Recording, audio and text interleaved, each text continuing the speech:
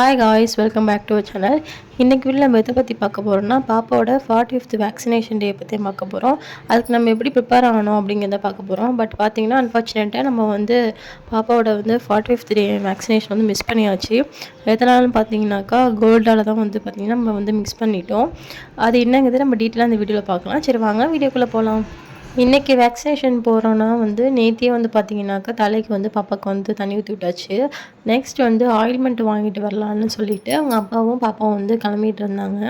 பாப்பாவுக்கு தண்ணி ஊற்றுனதுக்கப்புறம் பார்த்திங்கனாக்கா பாப்பாவுக்கு எப்போதும் கொடுக்குற நார்மலாக ட்ராப்ஸ்லாம் கொடுத்தாச்சு. நெக்ஸ்ட் பார்த்திங்கனாக்கா 1.5 மாதம் ஆயிடுச்சு. பாப்பாவுக்கு எதுவுமே பார்த்திங்கன்னா ஜுவல் எதுவுமே போடல. அதனால அம்மா வாங்கி கொடுத்த ஜுவல் போடலான்னு சொல்லி எடுத்துகிட்டு வந்தேன். தலை குளிச்சிருக்கா போட்டு அழகாக இருப்பான்னு சொல்லிட்டு. பட் பாப்பா இருக்க சைஸுக்கு பார்த்திங்கன்னா போட்டால் அப்படி கீழே விழுகுது. என்ன பண்ணுறதுன்னு தெரியல. நீங்கள் உங்கள் பேபிஸ்க்கு வாங்கின ஜுவல்ஸ்லாம் என்ன மாதிரி போடுறீங்கன்னு சொல்லிவிட்டு எனக்கு கமெண்ட் பண்ணுங்கள்.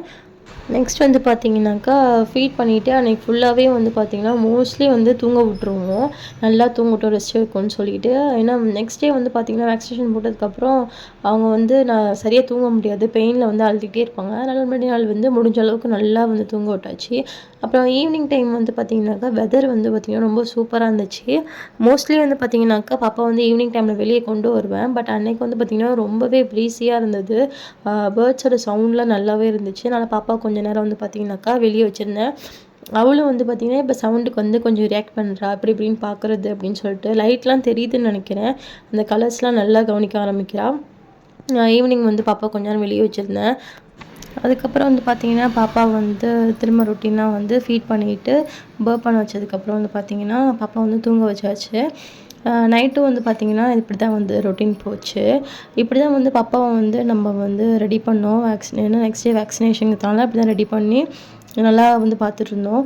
பட் அன்ஃபார்ச்சுனேட்டாக பார்த்திங்கன்னா நம்ம கோல்டால் பார்த்திங்கனாக்கா பாப்பாவுக்கு வேக்சினேஷன் போகிறது கொஞ்சம் தள்ளி போயிருக்கு. நெக்ஸ்ட் வீக் போகிற மாதிரி ஆயிருக்கு. வேக்சினேஷன் போகிற அன்றைக்கி பார்த்திங்கன்னா நர்ஸ்க்கு ஃபோன் பண்ணி கேட்டபோது இது மாதிரி 2 வேக்சினேஷன் தான் இருக்குது, ஒரு வேக்சினேஷன் இல்லை, அது நெக்ஸ்ட் வீக் போட்டுக்கலாம் அப்படின்னு சொன்னாங்க.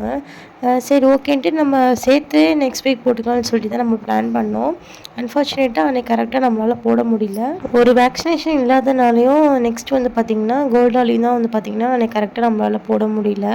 அப்படி கோல்டுனால என்ன பிரச்சனை ஆச்சுங்கிறது டீட்டெயிலாக நெக்ஸ்ட் வீடியோ சொல்கிறேன். அது பக்கத்தில் நம்ம சேனல் மறக்காமல் சப்ஸ்கிரைப் பண்ணிக்கோங்க. நீங்கள் உங்கள் பேபிக்கு எத்தனை நாளில் வேக்சினேஷன் போட்டிங்க மறக்காமல் என் கூட ஷேர் பண்ணியிருக்காங்க.